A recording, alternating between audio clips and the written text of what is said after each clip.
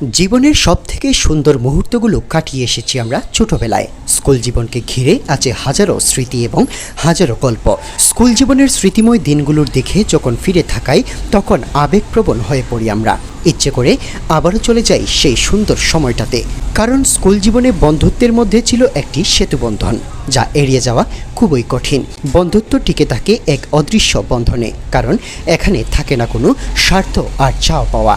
এমনই এক গল্পকাহিনী এবং নানান স্মৃতি নিয়ে রাজনগর পোর্টিয়াস মডেল উচ্চ বিদ্যালয়ের এসএসসি 1981 ব্যাচের বন্ধু মহলের আয়োজনে অনুষ্ঠিত হয়েছে এক মিলন মেলার।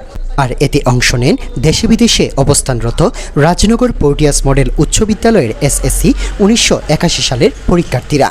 শহরের অভিজাত রেস্টিন হোটেল অ্যান্ড রেস্টুরেন্টে আয়োজিত মিলন মেলা অনুষ্ঠানে উপস্থিত ছিলেন মোহাম্মদ ফয়জুর রহমান, মোহাম্মদ জয়নুল হক, বিমল চন্দ্র দেব, সৈয়দ শামসুল হক, মোহাম্মদ শিপার আহমদ, রণধীর দেব, মোহাম্মদ আব্দুল কাদির, মোহাম্মদ মুর্শেদ আলম, আকলু মিয়া চৌধুরী, আজম খান, শৈলেন দেব, বিভারণ দেব, শিশির দেব, মুফাজ্জল হোসেন সহ আরও অনেকেই। এই সময় রাজনগর ওয়েলফেয়ার ফাউন্ডেশনের ভাইস প্রেসিডেন্ট নির্বাচিত হওয়াতে ইউকে প্রবাসী মইনুল ইসলামকেও সংবর্ধনা প্রদান করা হয় এই ব্যাচের পক্ষ থেকে।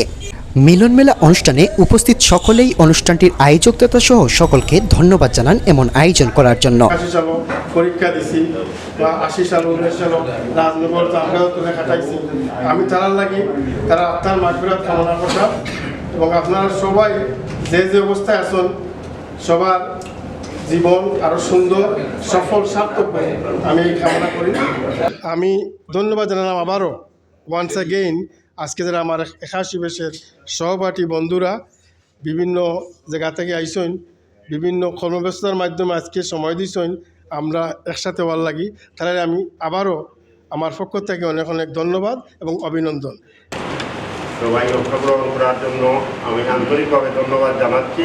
আগামীতেও আমাদের মেনুল ভাই, শিপার ভাই,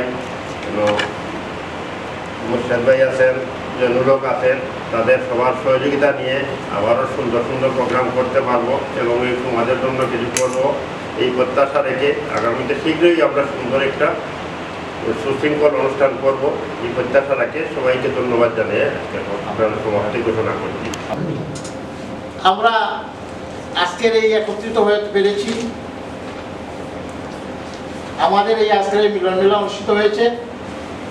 আমি এই মিলন মেলা আয়োজন করার কারণে আজকে যে আমরা একে অপরের প্রতি আমরা আন্তরিক ভালোবাসা প্রকাশ করতে পেরেছি, দীর্ঘদিন ধরে একত্রিত হয়েছি, আমরা যেভাবে আমরা মনের মধ্যে আনন্দ আপ্লুত হয়েছি, আমি আজকের আয়োজক সহ আমাদের সহপাঠী সকল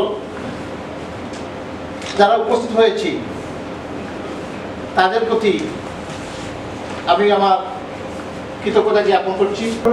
আমরা আজকের এই মিলন মেলায় 1981 ব্যাচের আমরা বন্ধু বান্ধব, সহপাঠী, ক্লাস ফ্রেন্ড যারা আজকে আমরা দীর্ঘদিন পরে একত্রিত হয়েছি এবং এতে আমরা খুব আনন্দিত এবং উৎফুল্ল এবং আগামীতেও আমরা এভাবে একত্রিত হইম এবং আমরা সুবিধাবঞ্চিত মানুষের লাগে কিছু কাজ করার চেষ্টা করব এবং যারা আজকে এই অনুষ্ঠানটা আয়োজন করছেন আমার বন্ধু বান্ধব যারা আজকে এই অনুষ্ঠানে সবাই স্বতঃস্ফূর্তভাবে যোগদান করছেন সবার অসংখ্য ধন্যবাদ।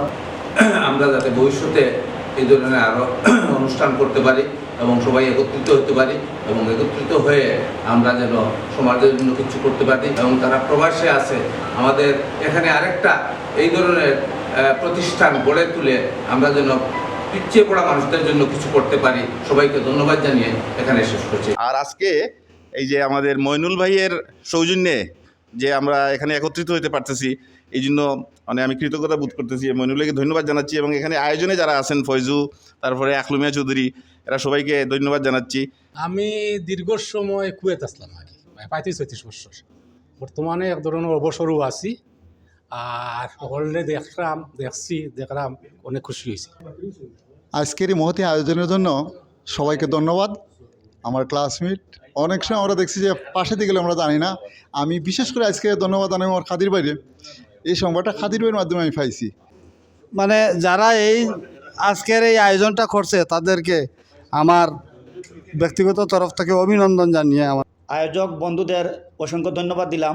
আমরা যেন এই 60 বছর বয়সে আইয়া যেন একটা আমরা কেন হইতাম পারছি, এটার লাগে সবরে ধন্যবাদ, সব যারা আইসি আমরা সবরে ধন্যবাদ। পরে এক নৈশভোজের আয়োজন করা হয়।